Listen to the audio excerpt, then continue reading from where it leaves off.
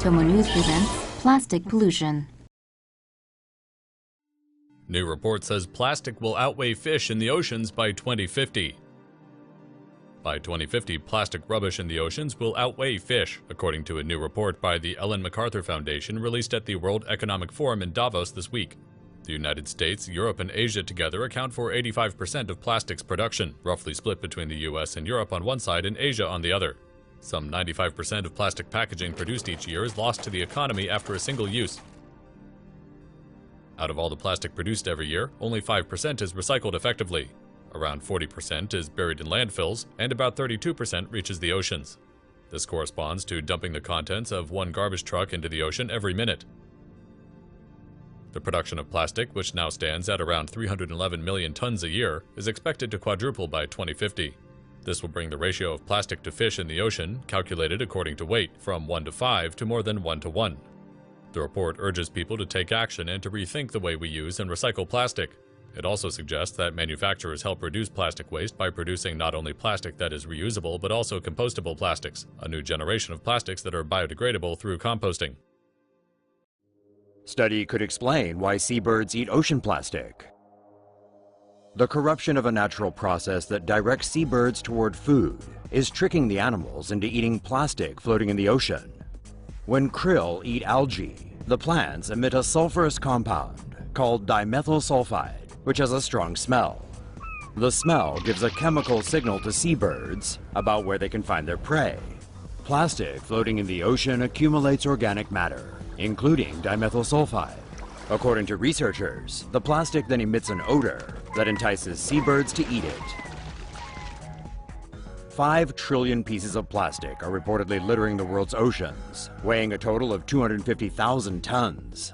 More than 200 species of marine life have been found to eat plastic, including birds, fish, turtles, and mammals. According to the projections of another recent study, 99% of all seabird species will have eaten plastic by 2050. Researchers discover that worms can eat plastic. Researchers led by scientists at Stanford University in the US and Beihang University in China have found that the mealworm can safely biodegrade various types of plastic. Americans discard about 33 million tons of plastic every year, less than 10% of which gets recycled. A solution to this problem may be the mealworm, which researchers in an ongoing study found can subsist on a diet of styrofoam and other forms of polystyrene. The bacteria in the mealworm's gut is able to biodegrade the plastic as part of its digestive process. Researchers found that 100 mealworms were able to eat between 34 and 39 milligrams of styrofoam per day, which is about the weight of a small pill. The worms converted about half of the styrofoam into carbon dioxide, while they excrete the bulk of the remaining plastic as biodegraded fragments. Worms on the plastic diet remained healthy, and their droppings appeared to be safe for use as soil for crops. According to a Stanford University press release, the study is important because it contradicts the belief that styrofoam is a non-biodegradable type of plastic. Oh, humans, what have we done? Despite having a population of no people, one of the most isolated and inaccessible islands on the planet is covered in our garbage. Henderson Island is a remote atoll located on the western edge of a circular system of ocean currents known as the South Pacific Gyre. Named a UNESCO World Heritage Site in 1998, the island is uninhabited. However, researchers say it has the highest density of plastic waste in the world. Some 38 million pieces of garbage have washed up on Henderson Island's once pristine sands. Analysis of the trash shows it was carried there from Asia, South America, Europe, the US, and Russia. Researchers estimate that 3,500 pieces of trash wash up on the island daily and typically include household items made of plastic. Nearly 30 years ago, UNESCO said Henderson Island's near pristine ecosystem was of immense value for science. But wildlife, including turtles and crabs, have been devastated by the garbage that has been dumped on the island's shores. Researchers say that trying to clean the island's beaches would be pointless because of the lack of visitors and sheer volume of trash that washes up there daily. They advise people to use alternatives to plastic, such as bamboo toothbrushes and canvas carrier bags, and to bring your own mug to Starbucks. Say no to plastic. If you think those tiny plastic beads in your facial foam that make your skin feel oh so clean are harmless, think again. The US has already issued a ban on microbeads in personal care products, and Britain is following suit. Members of Parliament called for a ban not just in the country, but worldwide. But what makes these tiny plastics so bad? Microbeads in cosmetic and cleaning products are typically less than 1 millimeter in diameter, which means they're small enough to go through filters at sewage treatment plants. Instead, the little buggers go straight to our rivers and seas. Fish who don't know any better end up mistaking them for food. Eating large enough quantities of the microbeads causes a toxic buildup inside fish, which can potentially spell death. It's not just the marine critters either, since the effects of the plastics can travel all the way up the food chain.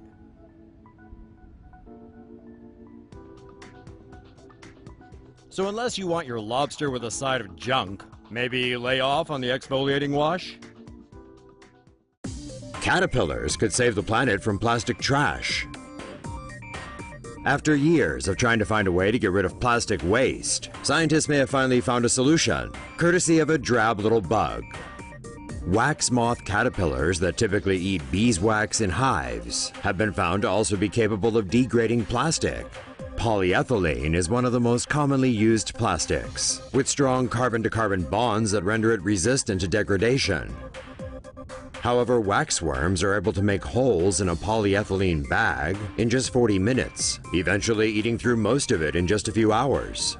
Researchers suspect bacteria in the guts of the worms are responsible for digesting the plastic and breaking it down into ethylene glycol, an organic compound. Scientists want to study the chemical process that allows polyethylene to be degraded and maybe adapted into a solution for managing the world's plastic waste. Yep, there's plastic in your sea salt. Karmic justice comes swift with Mother Nature, as plastic waste we've been throwing in the ocean is now coming back to us, literally, via the food we eat. Microplastic particles typically flow into the ocean, since they're often too small to be filtered out by sewage treatment plants. The tiny pieces of plastic are mistaken for food and ingested by fish and other sea creatures. Seafood meant for human consumption often contain these particles, and now a new study shows that salt may also be a vehicle for plastic contamination. Researchers studied sea salt extracted from 8 different countries and found that nearly all were contaminated with 72 foreign particles. Only the one from France was found to be free of contaminants. 30 of the particles were microplastics, 17 were pigments that may have once been plastic, and 4 were dust particles. 21 could not be identified. Scientists say the current concentration of plastic is low and won't affect human health. But if plastic pollution continues, those levels may increase and potentially become detrimental to our well-being. So for now, maybe ease up on the salt, and more importantly, reduce, reuse, recycle. Great Pacific garbage patch is out of control. Here's some uplifting news.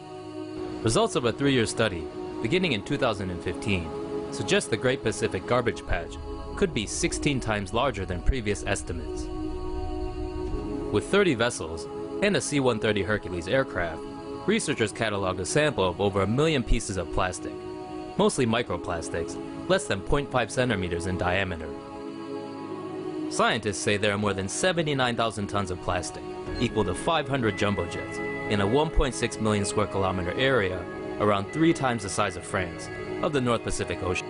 Researchers found plastic bottles, containers, packaging straps, lids, ropes, and fishing nets among the other refuse that had been collecting for decades.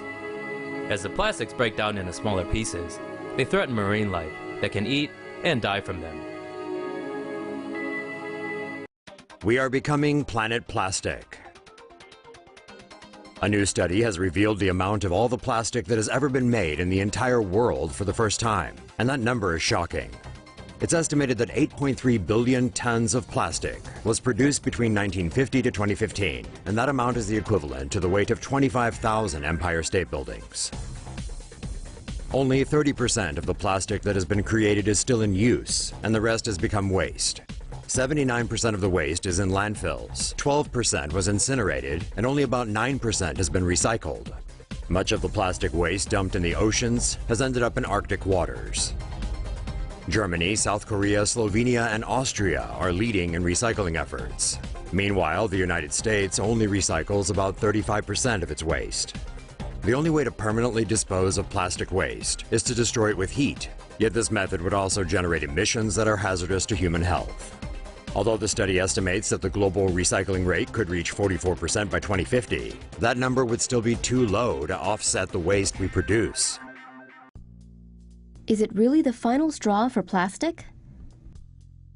Take that straw out of your mouth. Cities are increasingly cracking down on single-use plastic straws. Americans use about 500 million straws a day, which works out to 1.5 straws a citizen every 24 hours.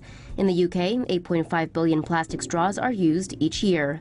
Straws are difficult to recycle and usually end up in landfills or being incinerated, but they are increasingly clogging up waterways and oceans as well. Cities worldwide are increasingly discouraging the use of straws, with some even outright banning them.